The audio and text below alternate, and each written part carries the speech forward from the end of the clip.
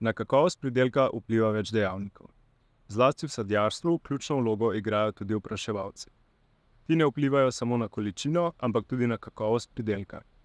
Ugotovili so, da se na cvetovih, ki so bolje oprašeni, razvijajo lepši, bolj obstojni in bolj hranljivi plodovi. Od česa je odvisna kakovost opraševanja? Za kakovost opraševanja je ključna pestrost opraševalcev. Pri opraševanju največkrat pomislimo na medonosno, kranjsko čebelo, ki je sicer pomembna opraševalka, a še zdaleč ni edina.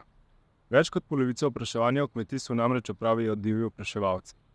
V prvi vrsti so to divje čebele, torej čmrlji in čebele samotarke, oprašujejo pa tudi muhe trepetavke, metulji in druge žuželke. Zakaj jih medonosna čebela ne more nadomestiti? Najlažje to razložimo na primeru čmrljev. Ena glavnih njihovih posebnosti je, da lahko oprašujejo tudi v slabem vremenu, torej v mrazu, dežju in vetru. Medtem ko čebela za aktivnost potrebuje vsaj 10 stopinj Celzija, so čmrlji dejavni že pri temperaturah blizu ledišča.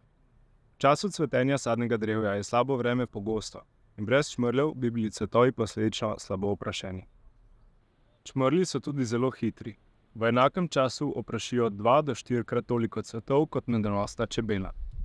Kljub svoji hitrosti pa na cvetu pustijo 2-krat toliko cvetnega prahu. Čmrlji lahko cvet ob obisku tudi stresajo, kar lahko slišimo. To je zelo pomembno pri opraševanju paradižnika in ameriških borovnic. Pri teh rastlinah se namreč cvetni prah sprosti samo ob stresanju. Tudi čebele samotarke so zelo učinkovite opraševalke. Mnoge vrste cvetni prah prenašajo na spodnji strani zadka in ne na nogah, zato je stik med naloženim cvetnim prahom in brazdo pestiča boljši. S tem pa je boljše tudi opraševanje. Ker cvetni prah ni zlepljen, ga več pade na cvet.